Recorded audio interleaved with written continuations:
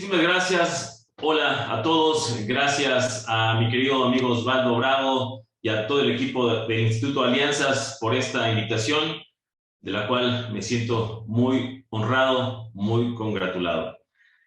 La charla de este día se llama El Decálogo de Restricciones y quiero comentarles que esto es lo que no debemos hacer al enlistar una propiedad. Quiero decirles que esto ha sido el producto de la experiencia que hemos tenido a través de todos estos años y con mucho gusto se los comparto. Como les comentó inicialmente Miguel, mi nombre es Pablo Vázquez, no hago mayor presentación y les quiero decir, como ustedes saben, que el 80% de la actividad inmobiliaria consiste en opcionar una propiedad. Siempre, al igual que la gran mayoría de todos ustedes, recomiendo a todos que opcionemos propiedades en exclusiva, porque de esa manera tenemos el control de las ofertas, de los ingresos, del precio y bueno, en general, sobre todo precisamente de los cierres, ¿no? Entonces, yo creo que además de esa manera podemos compartir con todo el sector inmobiliario, tanto nacional como internacional, en la modalidad exclusiva. Me podría tardar aquí 5 horas hablando de exclusivas, pero no es el caso. Les quiero decir que dentro de todos los sectores que existen, el residencial es el que más movimiento tiene debido precisamente a sus fuentes de financiamiento y porque además es una necesidad básica. Podemos enlistar dentro del sector residencial tanto desarrollos como unitarios y para el tema que nos acontece en esta mañana vamos a poner el ejemplo de un unitario. Y comenzamos. El decálogo de restricciones +1. No grabadas. Siempre les digo, tengamos en cuenta que las propiedades se pueden vender si están hipotecadas, por supuesto, por un acreedor, por una institución financiera pública o privada. Sin embargo, cuando está grabada por un acreedor particular, es un tema un poco delicado porque no hay la certeza jurídica que el acreedor liberará la propiedad. Entonces, yo siempre les digo, es importante que tengamos en cuenta ese tema, de preferencia que no estén grabadas por algún particular y en su defecto, si es el caso, es el acreedor particular quien tendría que autorizar la venta de esa propiedad. Y seguimos con rentadas. Siempre les digo que no es sano, perdón, no es sano promover una propiedad rentada porque no tenemos el control de las personas. Es decir, no tenemos el control del tiempo, no tenemos el control absolutamente de nada. Las personas que están rentando se sienten invadidas, se sienten violentadas, no tienen el tiempo para mostrar las propiedades o para abrirnos. Cuando nos abren las puertas lo hacen de mala gana. Muy probablemente lo hagan con un bar en la entrada. No tenemos el control de los aromas. No sabemos si tienen gatos y no les quiero decir a qué huele una casa con 3, con 5, con 10 gatos. Ustedes seguramente lo saben. O en su defecto, si están llenos de perros. Digo, a mí me encantan los perros, pero la verdad es que no es tan sano tener 3, 4, 5, 10 perros en casa, y menos si no somos lo suficientemente limpios para mantener precisamente la casa con buen aroma. Entonces, no tenemos el control de esa parte. Tampoco tenemos el control si los arrendatarios juegan fútbol y de repente dejan los calcetines en la mesa. No es broma, ya ha pasado hace muchos años, muchos años. Lo que quiero con esta charla es evitarles dolores de cabeza, de estómago, dolores en general, porque no se va a vender la propiedad. Si ustedes enlistan una propiedad rentada, les aseguro, no se va a vender. En casos muy extremos, las personas que están dentro de la casa, pues por supuesto, en época de lluvia, ponen precisamente escenarios como este que están viendo en la imagen, donde vemos ropa tendida y créanme que el momento de verdad, que es la primera impresión que hacemos con nuestros compradores, prácticamente se cae. Entonces, no es sano tener rentadas. Ustedes me van a decir, oye Pablo, no exageres, esto no sucede. En verdad, les digo, las personas a veces son tan decidiosas que dejan precisamente los sillones o si no tienen tiempo para limpiar la casa y si la casa tiene alberca, hay escenarios como estos. Si la persona, los arrendatarios no pagaron la luz, se van a encontrar con una casa oscura si llegan a las 7 de la noche. Escenarios muy obscenos como este. La cocina, ustedes saben que es importantísimo para atraer sobre todo a las señoras, que son las que toman la decisión en la compra de las casas. Y sí existen ese tipo de situaciones. Normalmente la gente cuando renta dice no quiero ver la casa sucia, ahora mismo me levanto y apago la luz. Si no tienen el tiempo ni la capacidad para limpiar una casa, menos un jardín, si llegamos a una casa y la vemos de esta manera, pues bueno, es una jungla. Quisiéramos ver nosotros los hombres de repente un escenario así, pero normalmente no sucede. O ustedes las mujeres, quizá un escenario así, pero tampoco sucede normalmente. Entonces mejor evitemos enlistar propiedades que estén rentadas. No en obra negra ni en obra gris. ¿Por qué les digo esto?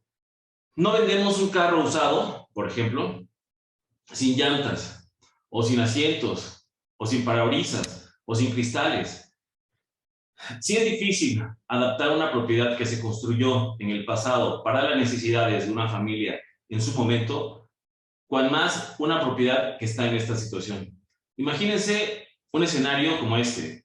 Sí, licenciado Mendoza, señora Lupita, les presento en este momento a lo que será, yo creo que para el tema de unitarios esto no es posible. Sí, por supuesto, en los desarrollos, cuando promovemos desarrollos, ahí nos valemos de los renders y por supuesto llevamos a los clientes a ver el proceso de construcción, como le llamamos, ¿no? Las tripas de las construcciones, pero cuando son desarrollos, cuando nos valemos de renders, pero si una persona quiere enlistar con nosotros una propiedad que por hacer el destino dejó a medias, yo les digo, mejor absténganse. Hay gente que sí les pide de repente productos como estos, ingenieros civiles, arquitectos que les van a pedir productos de estos, y entonces sí, enlístenlas. Yo no les recomiendo que las suban a sus páginas porque yo creo que no es lo más idóneo, pero sí enlístenlas entonces precisamente para los clientes específicos.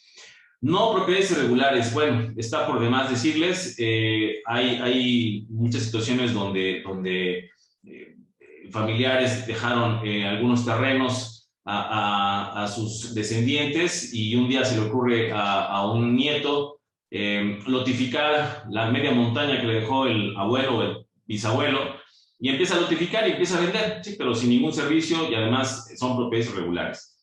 Pasarán 10, 20, 30, 50 años y nunca va a haber escrituración y esas son propiedades irregulares que no debemos enlistar. Uno de los puntos que más tenemos problemática, por llamarlo de alguna manera, es el listar propiedades fuera de mercado. Aquí me voy a tardar un poquito más porque de esto depende en gran medida el éxito de la venta de una propiedad. Perdón. Ustedes, siempre les digo, hagan una estimación del valor físico de la propiedad, pero siempre apóyense de un perito evaluador, zapatero a tus zapatos. Yo siempre les digo, mira, te vamos a hacer una estimación de valor, pero apóyate de todos modos con un perito evaluador, porque además eso es una estrategia de venta.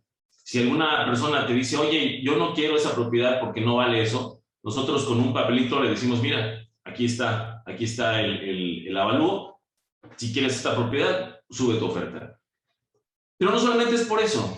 Creo que es importante que haya dos opiniones de valor, de tal manera que el propietario tenga la certeza absoluta de que su propiedad realmente es o vale lo que le estamos indicando. Por lo regular, todos ustedes seguramente coinciden con los valuadores, pero sí es importante que aterricemos a los propietarios. Por supuesto, si hay una propiedad que no vale lo que el propietario quiere, es decir, que vale más, es nuestra obligación decirle, oye, tú quieres vender en 500 pesos por metro cuadrado, pero eso no vale eso, vale 1,000 pesos por metro cuadrado. Él te lo va a agradecer como no tienes idea, por supuesto te va a recomendar. Siempre recuerden que cosechamos lo que sembramos. Pero si está muy alto el precio de la propiedad, tenemos que aterrizarlos. Repito e insisto, tener propiedades fuera de mercado es similar a que la propiedad se llene de telarañas y pasen meses o años sin que se venda. Esto, repito, es bien importante. Hoy en día tenemos dentro de nuestro gremio el famoso libro verde que hay en muchos estados dentro de la asociación, pero es importante que nosotros coordinemos en nuestras áreas precisamente esos valores para que no nos salgamos y seguramente va a haber gente que a pesar de tu opinión de valor o a pesar de la opinión del perito, les va a decir que no les da la exclusiva porque estamos locos, tanto el valuador como nosotros. En ese momento, ustedes denle la mano, un fuerte apretón de manos y díganle muchas gracias, no gracias. Si usted no puede vender esa propiedad en el mercado, van a pasar 6 meses y usted va a estar muy enojado porque no se va a vender la propiedad. Y usted puede contratar a la mejor franquicia de bienes raíces del mundo y no se va a vender. No se va a vender si está fuera del mercado. Entonces, esto es un tema que es el dolor de cabeza de muchos inmobiliarios y yo les digo, siempre es importante tener ese parámetro de referencia. En los autos sucede lo mismo. El famoso libro azul maneja mínimos y máximos de valor. Es igual con los bienes raíces. Propiedades no con daño estructural. Aquí es un tema muy importante que también quiero hacer énfasis, porque, bueno, recordemos que nosotros somos ingenieros civiles, somos arquitectos, somos abogados, somos contadores, somos psicólogos, pero no es necesario tener la profesión de ingeniero civil ni de arquitecto para saber cómo determinar un daño estructural. Es importante que se preparen, que se informen y que estén precisamente bien preparados para conocer este tipo de daños. Hay muchos cursos que se dan tanto en la asociación como en otros grupos, precisamente aquí con nuestro querido amigo Osvaldo y su Instituto Alianzas. Pero recordemos que ahí puede haber daño estructural en una propiedad, puede haber en el piso, puede haber en las paredes, puede haber en las columnas y puede haber en los techos. Si en alguna ocasión ustedes entran a una propiedad que tiene daño estructural en el piso, en las columnas, en las paredes y en el techo, sálganse corriendo, por favor. Esa propiedad se va a caer. Así que, por favor, no es ético, por supuesto, enlistar una propiedad. Les voy a contar rápido, tenemos tiempo. Hace algunos años una persona nos contrató para vender una propiedad. Era una casa de una sola planta, un valor de 750,000, 800,000 pesos. Y fuimos a verla. Me pareció bien la propiedad y cuando llegué a verla me dice, ¿cómo ves, ingeniero? Le dije, bien. Pero en ese momento me olió mucho a pintura. Aparentemente no sabía nada y cuando me fui acercando a la pared, prendí las luces, por supuesto, vi precisamente el signo inamovible que es el determinante para un daño estructural, que es precisamente una línea en escalera. Y cuando le dije, me preguntó, ¿entonces sí la vas a promover? Le dije, sí, claro que sí. La vamos a promover en 250,000 pesos o en 200,000 pesos, no recuerdo cuánto le dije. Me dice, oye, pero esto es una casa con un valor de 750, 800,000 pesos. Le digo, sí, pero no sirve. O sea, realmente tú seguramente la compraste en un remate y no vas a poder vender esta propiedad. Nosotros no vamos a venderla. Yo te recomiendo que esta se venda como terreno y por supuesto, podemos venderla de esa manera. Y él me dijo, no, yo voy a ir con una inmobiliaria que sí me la venda. Le digo, bueno, pues que Dios te bendiga y que te perdone porque eso está mal. Lo que tú vas a hacer es poner en riesgo a una familia y creo que no es cristiano. Así que bueno, yo les recomiendo no con daño estructural en ningún caso. Llámense propiedades residenciales, comerciales, turísticas o industriales. No con problemas legales. Siempre hay que buscar el cómo sí. Dentro de este decálogo de restricciones hay algunas que de plano no se pueden solucionar, como el caso de los daños estructurales, pero sí se puede de alguna manera resolver este tema, por ejemplo, de los temas legales. Cuando, ustedes lo saben, cuando una persona fallece y no hizo testamento, hay que promover un juicio sucesorio. Cuando una persona muere e hizo testamento, hay que promover el juicio sucesorio. En ambos casos se tiene que hacer de esa manera. Siempre, por supuesto, cuando la persona deja un testamento es más rápido, pero siempre les digo, promuevan hasta que se resuelva el juicio. Casos muy específicos, consúltenlo con su abogado, el abogado de la compañía, con algún jurídico de la asociación a la que ustedes pertenecen en sus secciones, pero repito, no se metan en problemas. Recordemos que las escrituras, las personas que están en la escritura deben estar vivas, por supuesto. Digo, es obvio. En alguna ocasión hubo una persona que llegó con nosotros y nos dijo, oye, quiero vender esta propiedad. Leímos la escritura y la propiedad estaba a nombre de su papá. Y le dijimos, sí, con mucho gusto, pero tiene que ser tu papá el que nos firme el convenio. Y me dijo, no, es que mi papá me dijo que yo la promoviera. Sí, pero ocupo que tu papá venga. ¿Tu papá vive? Sí, entonces tráelo para que firmemos el convenio. O en su defecto, que te dé una carta poder y, por supuesto, no más de 3 meses, y nosotros con mucho gusto promovemos esa propiedad. Hay que tener mucho cuidado con el tema de las situaciones legales. También hay un tema muy interesante, porque si en la escritura figuran 7 hermanos y uno de ellos no firma, señores, la propiedad no se puede enlistar. En alguna ocasión tuvimos un altercado con una familia que habían firmado 6 personas y nos dijeron, oye, ya somos mayoría, promuévela. Y les dije, no, yo necesito que los 7 promuevan. Pero si ya estamos todos, le digo, no están todos. No es un proceso democrático. Todos tienen que firmar la autorización. Si una persona no firma, el día que traigamos a un inversionista de Monterrey y quiera vender la propiedad, y quiera comprar la propiedad, dentro de la notaría vamos a estar todos y esta persona no va a llegar. Y si esta persona no llega, se cayó la venta. Entonces, para darles certeza jurídica, siempre que les firmen todas las personas que figuran en la escritura y además que estén vivas. Le dije a mi asistente que pusiera tejidos. Uso tejidos. Bueno, no pasa nada. Les quiero decir que normalmente nosotros no manejamos ejidos. Hay personas que sí se dedican a esto y estamos completamente de acuerdo, pero para nuestro caso, nosotros, si queremos darle certeza jurídica a las operaciones inmobiliarias, no podemos entrar en este tema. Yo lo que les digo, hay que buscar el cómo sí. Hay que promover el cambio de régimen de ejido a pequeña propiedad. Eso se lleva un proceso máximo de 1 año. Y entonces, cuando ya tengan el título de propiedad, ahora sí promueven las hectáreas que ustedes quieran. Recuerden que en este país, una de las ventajas son 2 para poder exentar el ICR.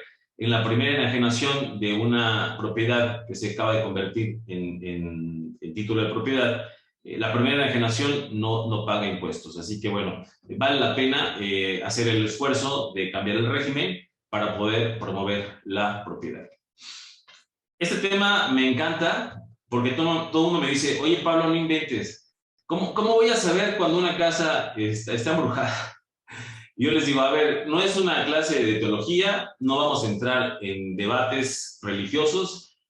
Existe el bien y existe el mal, punto. Así de sencillo.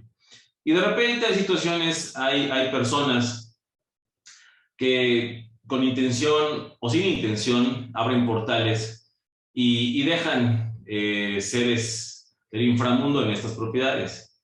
Hay una manera muy sencilla. Ustedes, cuando vayan a estar en una propiedad, ¿cómo lo determinan? Cuando una propiedad tiene muchos años y no se vende, puede ser porque está muy alta, pero también puede ser porque tiene esta característica. Si tú sabes o te enteras de una casa así, no es ético promoverla. Y te voy a decir por qué. Acuérdate que no hagamos a los demás lo que no queramos para nosotros. Tú no promoverías o llevarías a tu hermana, a tu hermano, a tu mamá, a tu papá a vivir en una casa de estas. Entonces, si no llevarías a tu familia, ¿por qué llevarías a un cliente? Si tú sabes que la propiedad está en este tema. Si tú sabes que una propiedad tiene esta característica, tú vas a llevar a los compradores. No, es que necesito dinero y ni modo, voy a venderla. ¿Ok? Al otro día van a ir y van a preguntar en el entorno, oye, ¿y esa casa por qué no se ha vendido? No, lo que pasa es que ahí han fallecido familias desde hace 3, 4, 5, 10 años. Entonces, la persona va a ir contra ti y te va a decir, oye, me engañaste, me dijiste que esta propiedad no tenía ningún problema y ya supe que hay 3, 4 familias que han tenido desgracias. Entonces, muy sencillo, muy sencillo. Hay muchas maneras de saber cuáles son las propiedades que tienen esta característica. No es necesario saber absolutamente de nada. Ustedes pueden preguntar alrededor. Y si de repente se encuentran con una casa que no tiene o que no saben porque parece que se siente raro, háblame y yo te digo cómo sacar a esos seres. Bien, no sin documentos. En este sentido, sí vamos a dejarlo nada más en... Todos ustedes tienen un checklist que le mandan a los propietarios para enlistar las propiedades. Siempre, siempre, siempre enlisten con propiedades. Perdón, con los documentos. Si una persona se niega a darte la escritura o la copia de la escritura, yo siempre les digo, a ver, si usted, propietario, va al registro público de la propiedad y pide una copia de mi escritura, es público. Entonces, no pasa absolutamente nada porque además necesito tener la certeza. Si no te dan documentos, simplemente no lo enlistes. Y finalmente, no con riesgos en el entorno. Si sabemos que hay tierra, hay terrenos que son inestables o que están situados en un río o cerca de un volcán, o inclusive en el caso famoso de Puebla, si sabemos que hay un socavón como el que sucedió y después promovemos una propiedad, ahí sí es un problema. Yo creo que es cuestión de ética, es cuestión de empatía y al final del día es nuestra obligación proteger las inversiones de nuestros clientes, pero sobre todo su integridad y su vida. Espero que les haya servido estas 11 restricciones, el decálogo de restricciones +1, y lo puedan aplicar a sus vidas. Como siempre, es un placer haber estado con ustedes. Muchísimas gracias a todos. Que Dios los bendiga. Muchas gracias. Nosotros somos Smarty Credit by Creditaria, donde desde un solo lugar puedes encontrar todas las alternativas de financiamiento para la compra de tu nuevo hogar. Nosotros te ofrecemos agilidad en el servicio, ahorro de tiempo y lo más importante, desde la comodidad de tu hogar obtendrás tu crédito hipotecario ideal. Nuestro servicio y acompañamiento tiene un costo de 0 pesos, 0 centavos. Acércate a Smarty Credit, con gusto te asesoramos.